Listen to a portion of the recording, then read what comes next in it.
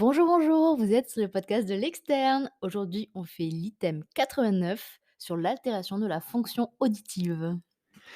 Bonjour, bonjour à tous mes amis un peu sourds, un peu durs de la feuille. Bon, on va faire aujourd'hui, comme on l'a dit, l'altération de la fonction auditive. Donc là, bon, ça prend, en compte une grosse panoplie de sujets divers et variés. Ça va du dépistage, chez l'enfant à, la surdité chez les personnes âgées, des traumatismes, des maladies dégénératives et cetera. On va bien s'amuser, mais à la fois, c'est un item assez court donc ça va être du concret, du concis, du précis et du plaisir pour finir.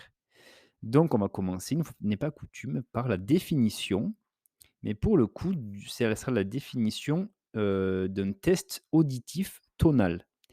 Donc l'audiométrie tonale, qu'est-ce que c'est? C'est la mesure subjective du seuil de détection de son pur, donc son pur, c'est une seule, fréquence, entre 125 et 8000 Hertz. Ces sons sont présentés dans le silence, en conduction osseuse et aérienne pour chaque oreille. Et donc avec ceci, eh bien, ça va permettre de déterminer le type de surdité. Soit c'est une surdité de perception, de transmission ou mixte, ça on va y revenir un petit peu plus loin, et ça permet également de déterminer le niveau de l'atteinte auditive. Donc voilà, quel type de surdité et voilà, quelle intensité, on va dire, de surdité, voilà, quel niveau de perte auditive. Donc ça, c'est l'audiométrie tonale.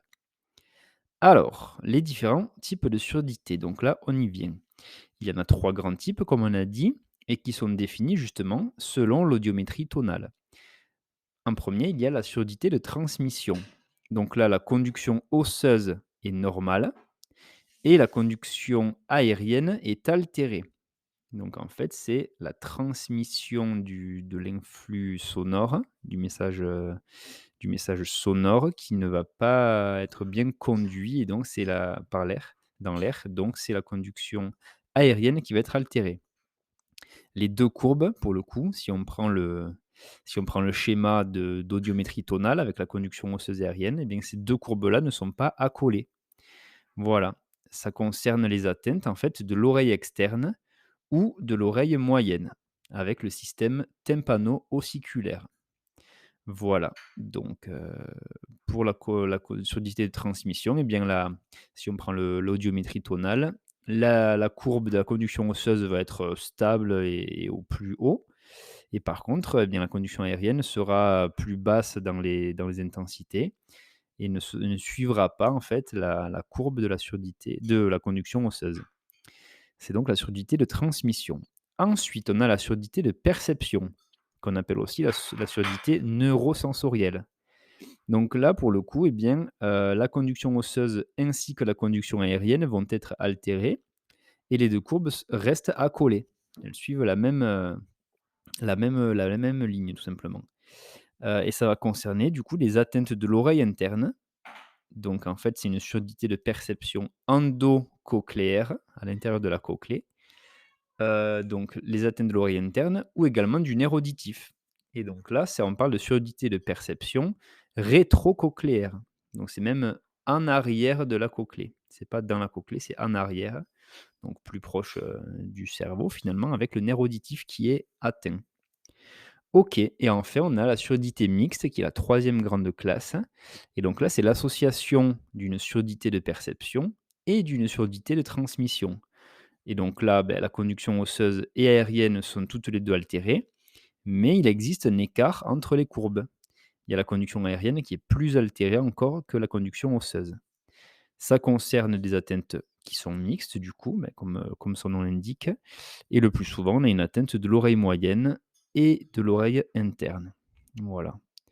Donc on a une altération des 2 types de conduction et 2 courbes d'audiométrie tonale qui ne sont pas, accolées. Voilà, avec la conduction aérienne qui est encore plus mauvaise que la osseuse, qui est elle-même plus mauvaise que la normale. Alors, maintenant les tests acoumétriques. Donc là, c'est un peu différent de l'audiométrie tonale. Il y a différents tests acoumétriques et on va voir un petit peu les critères pour faire le diagnostic positif. Donc, l'acoumétrie au diapason permet d'explorer la conduction osseuse. Parce qu'en fait, on va mettre le pied du diapason que l'on fait vibrer au contact de l'os. Voilà. Et on va tester aussi la conduction aérienne. Parce qu'on va mettre les branches du diapason devant le conduit auditif externe. Et donc, voilà, les vibrations du diapason vont venir générer un son conduit par l'air. Donc, ça va tester les deux types de conduction, osseuse et aérienne. Donc ça, c'est voilà, l'acoumétrie au diapason. Il y a le test de Weber. Donc là, le pied du diapason est situé au niveau du vertex, donc vraiment au sommet. Et le patient indique de quel côté le son est perçu le plus fort. Lors d'une audition normale, donc chez un patient qui n'a pas d'atteinte audiométrique, le son va être perçu au centre. En cas de surdité de perception, eh bien, le son sera perçu du côté de l'oreille la moins atteinte. Et en cas de surdité de transmission, par contre, le son sera perçu du côté de l'oreille la plus atteinte. Voilà. Donc, surdité de perception, le son est perçu du côté de l'oreille saine. Et par contre, en cas de surdité de transmission, le son sera perçu du côté de l'oreille atteinte. Voilà. Donc ça, c'était le test de Weber. C'est le pied du diapason au vertex. Le test de Rhine maintenant, c'est le pied du diapason qui non pas au vertex mais sur la mastoïde, puis devant le conduit lorsque la conduction osseuse n'est plus perçue. Donc on fait d'abord le pied du diapason sur la mastoïde, donc conduction osseuse, et ensuite on vient mettre les branches devant le conduit pour tester la conduction aérienne lorsque la conduction osseuse n'est plus perçue. Lors d'une audition normale ou d'une surdité de perception, eh bien là, la conduction osseuse va être moins importante que la conduction aérienne. Voilà, c'est normal, parce qu'on a une surdité de perception. Donc, la conduction aérienne est meilleure que la conduction osseuse. Et dans ce cas, on dit que le RIN est positif. Si par contre on a une surdité de transmission, et bien du coup c'est l'air qui ne va pas bien, transmettre le son, heu, à l'ore enfin, je sais pas comment le dire, mais c'est l'air qui va pas bien transmettre, donc on aura une conduction aérienne qui sera inférieure à la conduction osseuse et dans ce cas-là, le RIN est négatif. Voilà pour les différents tests d'acoumétrie.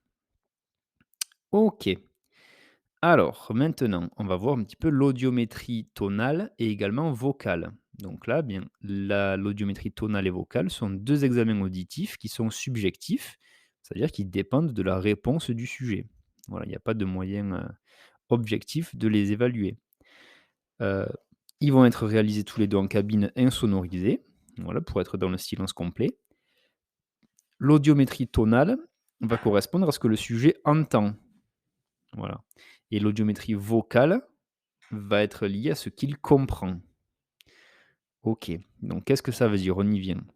L'audiométrie tonale, qu'on appelle liminaire, ça va rechercher les seuils de détection du sujet. Voilà, donc le plus petit niveau d'intensité détectable en décibels. C'est pour ça qu'on dit que c'est ce que le sujet entend. Voilà, c'est à partir du plus petit niveau d'intensité détectable. Et ça, c'est toujours pour les fréquences qui sont comprises entre 125 et 8000 Hz pour la conduction aérienne. Donc voilà, qu'on fait avec un casque. Et ça sera entre 125 et 4000 Hz pour la conduction osseuse, qui se fait du coup au vibrateur. Voilà, donc on a des fréquences plus élevées de 4 à 8000 qui ne se font que par la conduction aérienne puisqu'on ne les a pas en conduction osseuse. Et donc ça, cette audiométrie tonale liminaire, elle permet de tracer l'audiogramme tonal qui va représenter en fait les seuils en fonction de la fréquence. Et donc ça sera oreille par oreille.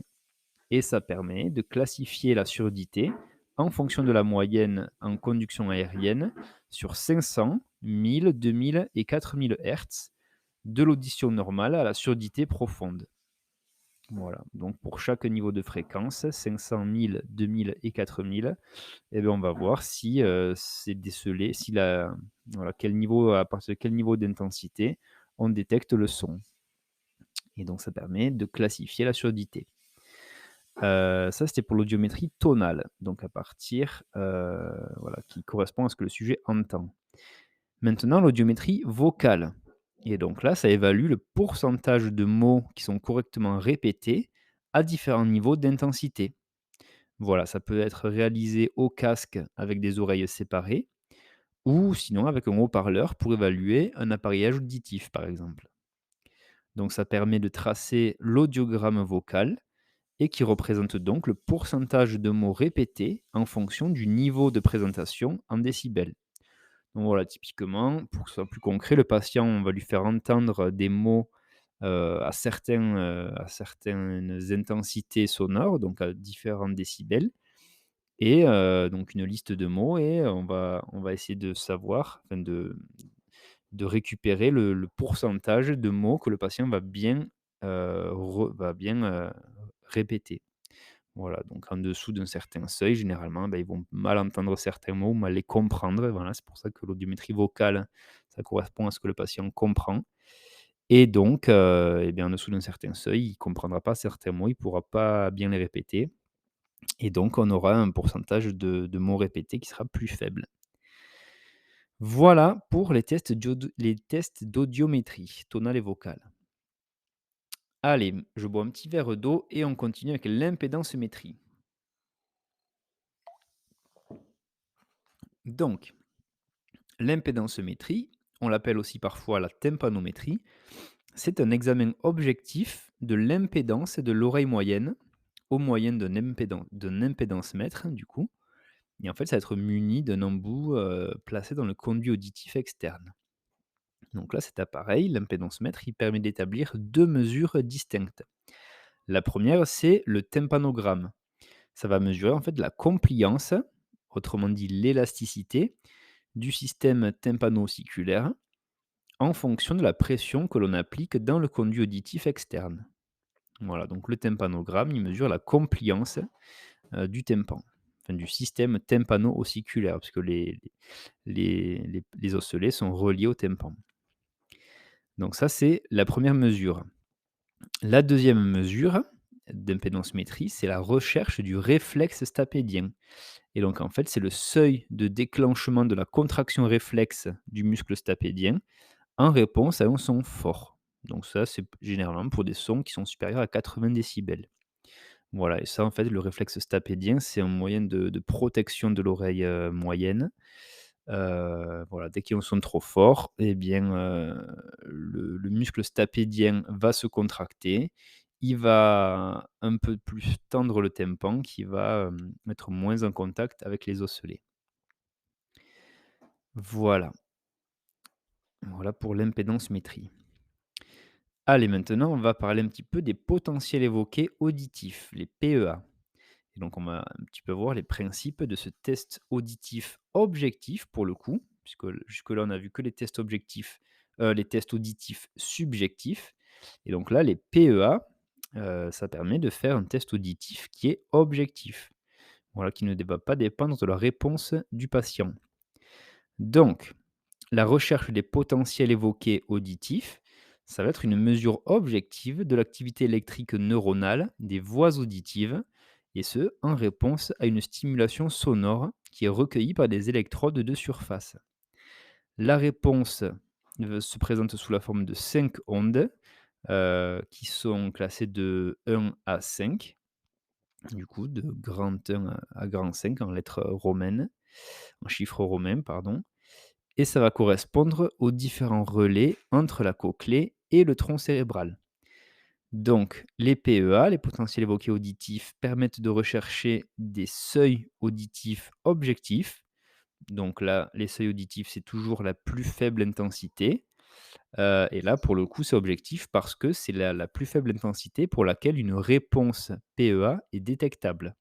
Et ça se fait par exemple chez le jeune enfant et bien qui ne va déjà pas pouvoir, s'exprimer et donc dire à partir de quelle, intensité il entend, en fait. Donc c'est pour ça que ce moyen objectif avec les PEA est efficace en pédiatrie, chez les petits. Voilà, ça permet aussi les PEA de rechercher un allongement unilatéral des latences des ondes.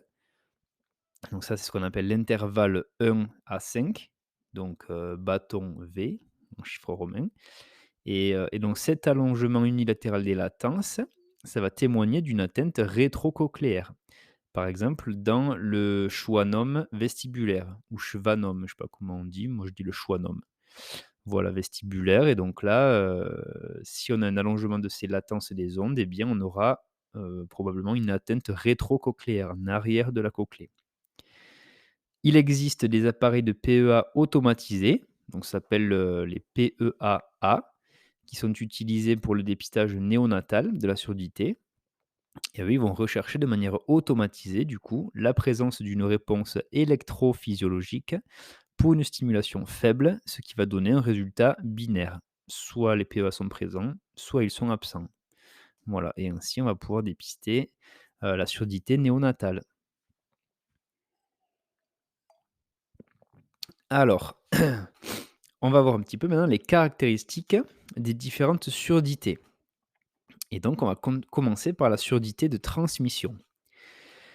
Donc, la surdité de transmission, il faut savoir que c'est un défaut de transmission mécanique des sons au niveau de l'oreille externe ou moyenne. La perte auditive moyenne, heu, de 60 décibels environ n'est jamais totale. Voilà, donc c'est une perte auditive qui reste modérée, donc voilà, maximum 60 décibels, mais on n'est jamais totalement, sourd, quoi. Il y aura toujours un peu d'audition. Il n'y aura pas de distorsion et elle prédomine souvent sur les graves. Voilà, donc les sons graves seront moins bien entendus dans les surdités de transmission. On aura un test de Weber qui sera latéralisé, si vous avez bien suivi, du côté sourd. Donc le son sera perçu du côté où l'oreille a une mauvaise transmission. Et le RIN sera négatif, c'est-à-dire que la conduction osseuse est meilleure que la conduction aérienne. Voilà, donc dans les surdités de transmission, le Weber sera latéralisé du côté sourd et le RIN sera négatif, donc la conduction osseuse est meilleure que la conduction aérienne. Voilà. L'audiogramme tonal. Donc ben là, la conduction osseuse sera normale et la conduction aérienne sera abaissée, ce qui est cohérent avec le test de RIN du coup. Heu, on aura, un intérêt de faire le tympanogramme parce que là, on va pouvoir, objectiver un épanchement rétrotympanique, par exemple, un dysfonctionnement tubaire, une luxation ossiculaire. Voilà, ça peut faire des surdités de transmission et on va pouvoir également rechercher le réflexe stapédien, qui sera altéré notamment dans l'autospongiose. Voilà, il y aura un intérêt aussi de l'autoscopie pour rechercher, par exemple, une otite moyenne aiguë, une otite séromuqueuse, un cholestéatome, et cetera. Voilà, parce que c'est vraiment des choses que l'on peut voir à l'autoscope, souvent dans la surdité de transmission. C'est plutôt des causes un peu périphériques, quoi. Et le traitement chirurgical est souvent possible. Voilà, et l'appareillage auditif est efficace la plupart du temps. Voilà pour la surdité de transmission. Donc, quels examens d'imagerie on peut faire devant la découverte d'une surdité de transmission? Donc là, l'examen de choix pour l'exploration de ces surdités de transmission, c'est, le scanner des rochers en coupe fine. Voilà, ça permet la visualisation précise des osselets, la pneumatisation ou, l'opacité tissulaire de l'oreille moyenne, pardon, ou également d'un foyer autospongieux. Voilà, donc dans le cas d'un cholestéatome, le diagnostic, se fera par l'autoscope, mais le bilan d'extension et préopératoire, par scanner, du coup par TDM, sera indispensable. Voilà. Pour l'otite chronique non cholestéatomateuse, voire la suspicion d'une atteinte ossiculaire, et bien là, le scanner permettra de faire le bilan ossiculaire pour préciser l'origine de la surdité de transmission. Dans le cas de l'autospongiose, le scanner sera nécessaire pour confirmer la présence du foyer autospongieux et du coup éliminer un diagnostic différentiel. Voilà, donc l'autospongiose, on fait le scan qui est nécessaire pour préciser la présence, du foyer autospongieux, pour la confirmer. Et enfin, pour l'otite séromuqueuse de l'enfant, là, il n'y a pas d'imagerie nécessaire en première intention. Voilà, c'est le cas le plus simple. OK. Alors maintenant, on va parler un peu plus de la tympanométrie dans le diagnostic et des surdités de transmission. Donc là, pour l'interprétation du tympanogramme, en présence de cette surdité de transmission, il va y avoir différents types. Il y aura le type A, donc là, c'est le tympanogramme normal. Il n'y a pas d'anomalie de la compliance du tympan, par exemple dans l'autospongiose. Voilà, l'autospongiose ne va pas entraîner d'anomalie de la compliance. C'est le type A du tympanogramme. Un tympanogramme de type B, c'est un tympanogramme plat, dans le cas notamment d'un épanchement rétrotympanique. Voilà, par exemple l'otite séromuqueuse. Donc là, on aura un tympanogramme plat, donc pas de compliance, il n'y aura pas de compliance pour le coup du tympan. Ensuite, le tympanogramme de type C, eh bien là, on aura une déviation du pic vers les pressions négatives. Et donc là, ça traduira un dysfonctionnement tubaire, par exemple dans l'otite chronique. Voilà. Et enfin, on aura un tympanogramme qu'on appelle en tour Eiffel. Et donc là, en fait, on aura une augmentation de la compliance. Et donc là, ça s'avérera notamment dans la luxation ossiculaire. Voilà, donc à l'arrière du tympan, les osselets seront luxés, donc on aura un moins bon contact avec le tympan et donc le tympan aura plus de compliance en fait. Voilà, il sera plus élastique. Et donc ça, c'était pour le tympanogramme et maintenant pour le réflexe stapédien, comment on va l'interpréter dans le cas d'une surdité de transmission? Eh bien, en fait, l'intérêt principal de ce réflexe va résider dans l'exploration d'une surdité de transmission à tympan normal, auquel cas l'abolition du réflexe stapédien est un élément indispensable au diagnostic d'autospongiose. Voilà, donc comme on l'a vu sur le tympanogramme, dans l'autospongiose, il n'y a pas d'anomalie de la compliance. C'est un tympanogramme de type A qui est normal. Et donc pour faire, le diagnostic d'autospongiose, on doit avoir, heu, une interprétation du réflexe stapédien. Voilà, parce qu'en fait, le tympan sera normal, mais on n'aura pas de réflexe stapédien. Voilà pour l'autospongiose. Et donc là, on va voir maintenant les étiologies principales de ces surdités de transmission. Donc, chez les adultes, les principales étiologies, ça va être en premier lieu, bien le bouchon de cérumen, tout simplement.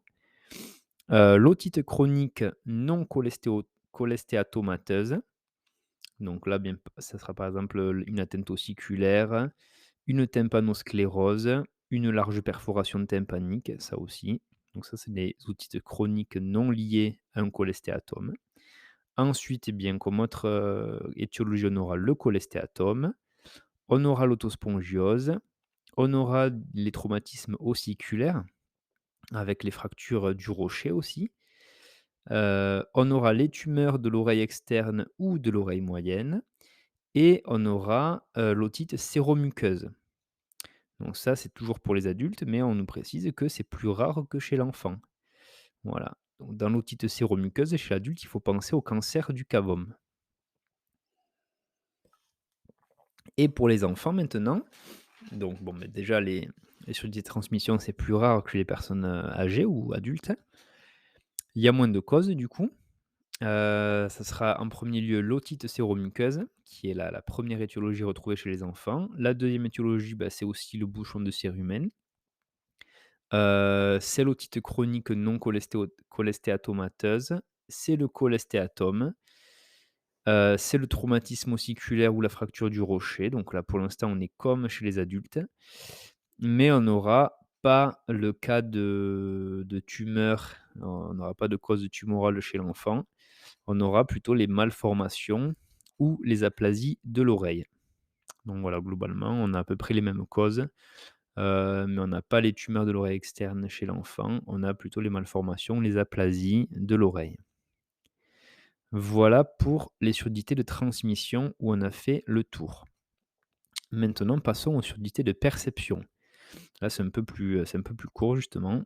C'est, heu, c'est moins, moins développé. Donc, on va voir un petit peu comment on fait le diagnostic positif. Quelles sont les caractéristiques des surdités de perception? Donc là, il s'agit en fait d'une anomalie neurosensorielle de la détection et du traitement de l'information sonore au niveau endocochléaire ou rétrocochléaire, comme on l'a vu un petit peu. On aura une dégradation des seuils auditifs, donc on n'entendra pas à partir d'un certain niveau sonore, mais on aura également des phénomènes de distorsion sonore, d'une gêne auditive en milieu bruyant et également d'acouphènes. Donc là, le niveau de surdité est variable, ça va de la surdité légère à profonde et va prédominer souvent sur les aigus. Voilà, donc c'est plutôt l'inverse du coup de la surdité de transmission, où ça prédominait surtout sur les graves. On va rechercher ensuite d'autres signes d'atteinte de l'oreille interne et notamment les vertiges ou de l'instabilité. Ça peut vraiment être lié. Les tests, d'audiométrie, donc on aura, enfin d'acoumétrie pardon, on aura le test de Weber qui sera latéralisé du côté le moins atteint, donc du côté sain. Et on aura un RIN qui sera positif pour le coup, où la conduction osseuse sera plus faible que la conduction aérienne. L'audiométrie tonale, donc, là, comme on l'a vu un petit peu plus tôt en d'épisode, la conduction osseuse ainsi que la conduction aérienne sont abaissées et leurs courbes sont accolées. Donc ça, c'était pour l'audiométrie tonale. Et pour l'audiométrie vocale, eh bien, ça peut mettre en évidence des distorsions. Il y aura ensuite un intérêt de la recherche des réflexes stapédiens. Voilà. Dans la surdité rétrocochléaire, donc le plus éloigné de la cochlée, les réflexes stapédiens seront souvent abolis. Et en cas de surdité endocochléaire, donc à l'intérieur de la cochlée, les réflexes stapédiens seront souvent conservés.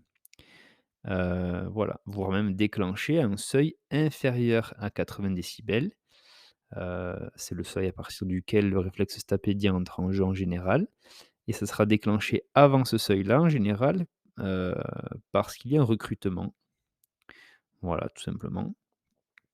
Et enfin, la réhabilitation repose en premier lieu sur l'appareillage auditif qui peut être difficile par contre en cas de forte distorsion. Voilà. Alors les petits examens d'imagerie devant la surdité de perception. Donc là, l'examen d'imagerie de choix, pour l'exploration des surdités de perception, ça va pas être du coup le scanner, mais ça sera l'IRM des rochers et des angles pontocérébelleux. On va injecter cet IRM, voilà, il va se faire en coupe fine qui va permettre, de visualiser les anomalies endo ou rétro-labyrinthiques. Voilà. Dans certains cas, notamment pour l'exploration de certaines anomalies de l'oreille interne, par exemple des malformations ou voilà, la déhiscence, des canaux de l'oreille interne et cetera, le scanner des rochers peut permettre une meilleure caractérisation des anomalies anatomiques. Voilà, donc ça peut aussi, on peut avoir aussi recours au scanner. Donc, il y a quelques situations de surdité de perception qui vont imposer une IRM des rochers. Ça va être en cas de surdité unilatérale brusque, voilà. Ça va être en cas de surdité de perception qui sera progressive et unilatérale ou asymétrique. Si on a une surdité de perception des 2 oreilles, mais qu'on en a une des 2 qui entend beaucoup moins bien. Donc là, on va rechercher un schwannome vestibulaire. Voilà. Quand on suspecte une maladie de Ménière, on va en faire une IRM initiale pour éliminer un diagnostic différentiel. Et en cas de suspicion de labyrinthite, voilà, on va aussi faire une IRM des rochers. Et l'IRM permet aussi, entre autres, d'éliminer un neurinome de l'acoustique. Voilà, voilà. Alors chez l'enfant, on a des petites particularités pour les examens d'imagerie. Donc pour le coup, chez les enfants, dans les surdité de perception et particulièrement les surdité sévères ou profondes, eh bien, ils doivent bénéficier d'un bilan d'imagerie par scanner, donc des rochers en coupe fine, plus d'une IRM. Donc là, IRM encéphalique et IRM des rochers. Ce bilan va être à visée étiologique et préopératoire pour les enfants chez qui la pose d'un implant cochléaire est envisagée. Donc là, le scanner qu'on va faire, des rochers au niveau des rochers va rechercher une anomalie malformative de l'oreille interne. Donc là, ce sera pour faire le bilan morphologique, donc de l'oreille interne, mais également de l'oreille moyenne. Voilà. Et l'IRM encéphalique et des rochers va permettre de rechercher une anomalie malformative, mais pour le coup cochléo-vestibulaire. Rechercher également une agénésie du nerf auditif et rechercher d'autres anomalies encéphaliques qui pourraient être associées. Voilà, donc scanner des rochers plus IRM encéphalique et IRM des rochers. On va voir un petit peu les étiologies principales des surdités de perception. Donc là, c'est on va voir celle pour l'adulte. Il y a 2 cas en fait, il y a la surdité unilatérale ou bilatérale. Donc dans les cas de surdité unilatérale, eh bien on aura, le neurinome de l'acoustique, qu'on appelle aussi, le schwannome vestibulaire, c'est pareil. On aura la surdité post-traumatique, donc notamment dans le cas de fracture du rocher translabyrinthique, une commotion labyrinthique également, il n'y a pas besoin d'avoir de fracture du rocher. Voilà. Ça peut être aussi une surdité unilatérale dans le cas de labyrinthite. Ça sera notamment dans les situations post-opératoires ou, une complication d'une otite moyenne aiguë ou chronique, voilà, qui peut se compliquer en labyrinthite et une maladie de Ménière et d'autres troubles de pression de l'oreille interne peut causer cette surdité unilatérale et il faut savoir que ça peut être également bilatéral pour le cas de la maladie de Ménière et des autres troubles pressionnels de l'oreille interne.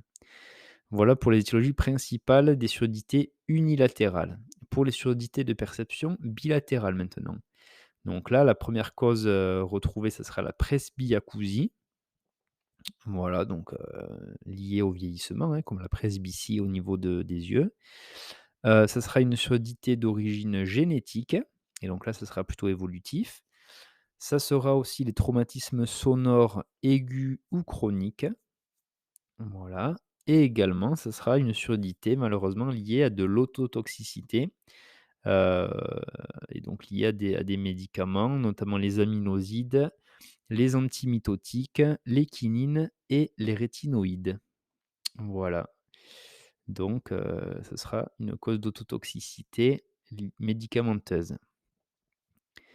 Alors les particularités chez l'enfant des surdités de perception. Donc là, on va voir les étiologies principales. Dans 60 des cas, ce sera des surdités qui sont d'origine génétique. Voilà, donc plus de la moitié du temps, ce sera génétique.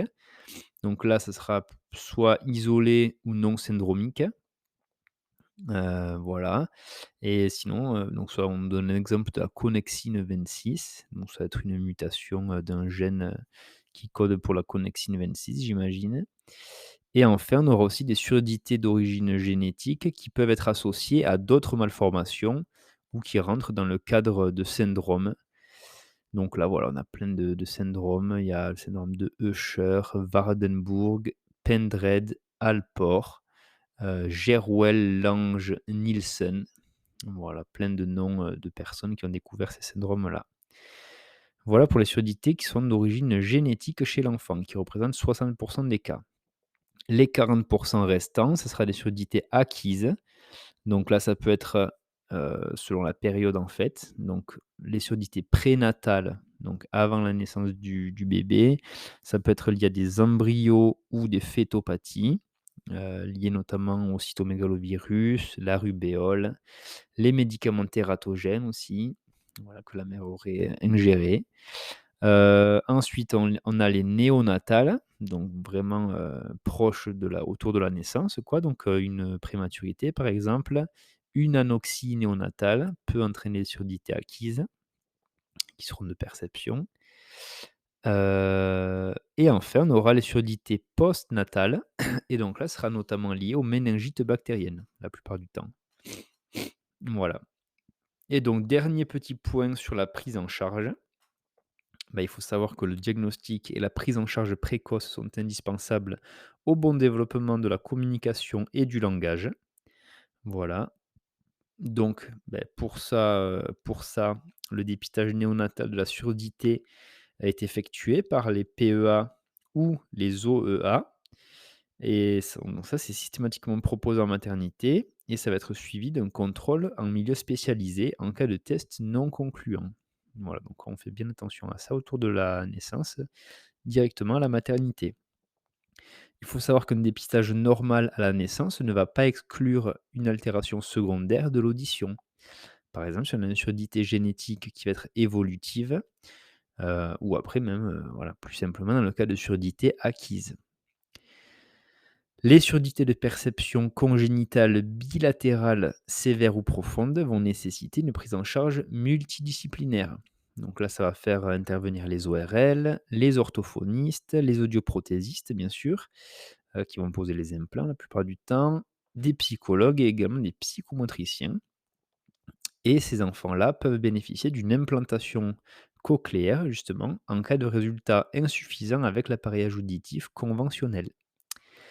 Voilà, voilà pour la fin de cet item sur l'altération de la fonction auditive. Donc voilà, ben, ça peut servir, en pédiatrie, en ORL, voilà, on va beaucoup s'en servir en MedG, beh, bien sûr pour essayer de dépister tous ces troubles de l'audition et qui peuvent vraiment changer la vie de certains patients, de certains enfants qui voilà, pour leur développement dans leur vie, d'adulte ou leur développement social. Voilà, j'espère que ça vous a plu. Je vous laisse là et puis je vous dis à vendredi pour le dernier épisode de la semaine qui sera sur je sais plus quoi. Bon, je sais plus quelle matière on va faire, mais bon, je vous le mettrai de toute façon sur Instagram. Là, il y avait pas d'image sur le chapitre, donc je mettrai peut-être des petits mèmes, voilà, pour vous faire rigoler en ce début de mercredi. Allez, beh, bon courage à tous pour votre journée, bossez bien. Je sais que enfin, je crois savoir qu'il va y avoir les résultats des EDN cette semaine-là. Donc, beh, bon courage à tous, on croise les doigts pour vous et puis, eh bien, beh, bossez bien, hein, puis ça va les stages vont commencer, j'imagine, du coup, pour vous et pour les autres, et beh, continuez à bien réviser et à vous régaler dans vos études. Allez, bonne journée à tous. Ciao, ciao.